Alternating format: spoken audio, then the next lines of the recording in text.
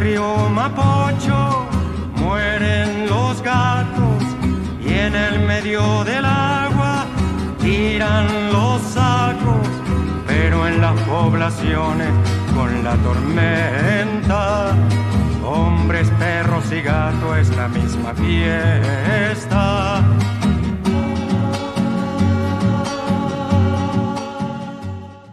Aquí estamos de nuevo en otro capítulo más de nuestro podcast Olor a Libro Nuevo, donde una vez más, como todos los martes, me encuentro junto a mi amiga Florencia.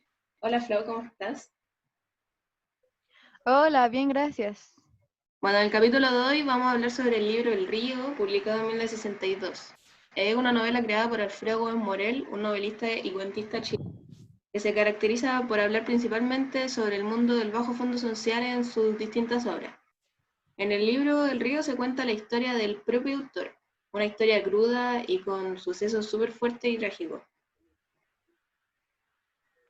Sí, y por lo mismo podríamos decir que tiene muchas características del naturalismo.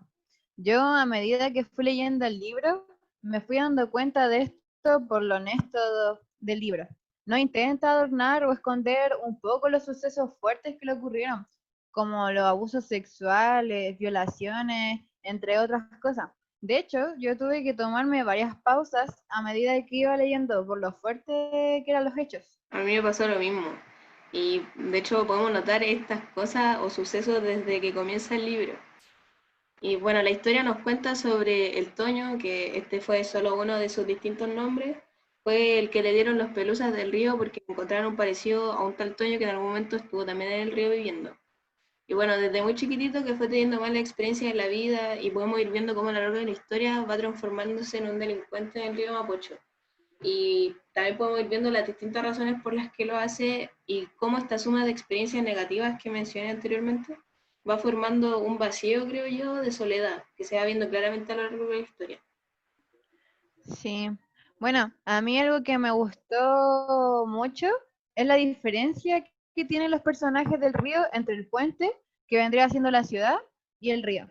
Considero que con esto se intenta mostrar como un poco lo que esconde la ciudad, lo que la gente prefiere no ver ni escuchar, y el resentimiento que van acumulando finalmente los marginados y este odio que se forma por la ciudad, que es algo que se repite mucho a lo largo de la novela.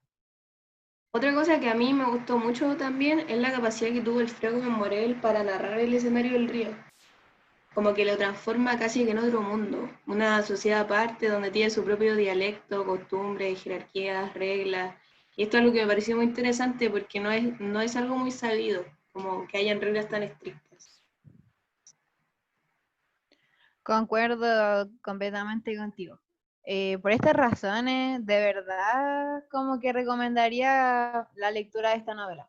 Siento que te abre mucho la mirada, es una inyección de pura realidad que subsiste hasta el día de hoy y que nada ni nadie ha logrado extinguir la pobreza y la delincuencia.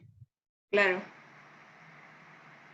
Bueno, también estaba pensando, y el tema de los niños es algo muy destacable, importante en este texto. Si te fijas, estos mismos niños que aparecen en el texto son los mismos niños de ahora en todas partes.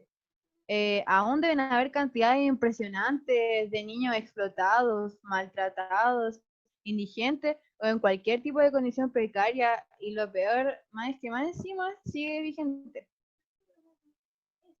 La sinceridad en esta obra eh, es primordial. Y asimismo se refleja en esta historia, según yo. Como que de alguna forma nos grita su vida, nos la implanta. Bueno, y tampoco podemos olvidar el análisis que podemos hacer sobre la identidad según Alfredo.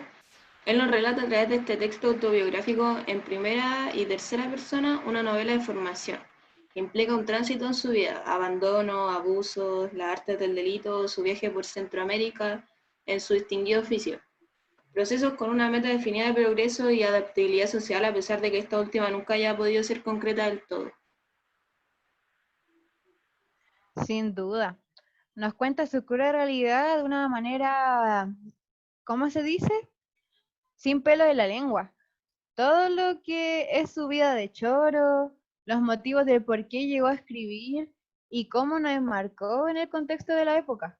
Aprovechando que tocaste ese tema, si no me equivoco, la identidad geográfica en esos años, como podemos decirle, Santiago excluía el río Mapocho, que es un lugar obviamente imprescindible para la vida del autor, y aún así Santiago lo oculta, se ciega ante él por no querer ver la realidad de muchos.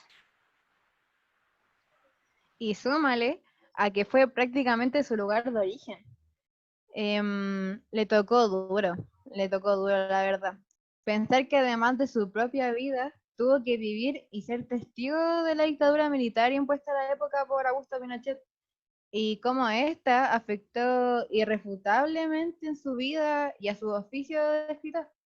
Sí, pero ¿sabes qué? A pesar de todo lo vivido, me gustaría destacar que frente a este miserable ambiente, lleno de luchas constantes por la aceptación del grupo delictual, el vicio de la bebida, la carencia de valores y tempranas disfunciones mentales, Alfredo Gómez Morel es un intachable ejemplo de esfuerzo y autosuperación, como bien se refleja en el desarrollo de su obra. Sí, la verdad es que sí. Es algo honorable. Bueno, para los que no han leído este libro, lo recomendamos 100% para que se lo vaya a leer. Sí, y también aprovechamos de dejar una pregunta a reflexionar. ¿Habrá sido realmente feliz? Una buena pregunta para despertar. Y bueno, así termina nuestro capítulo de conversaciones y análisis de esta reconocida novela autobiográfica. Acompáñenos a compartir en un próximo capítulo en olor al libro nuevo. Hasta luego.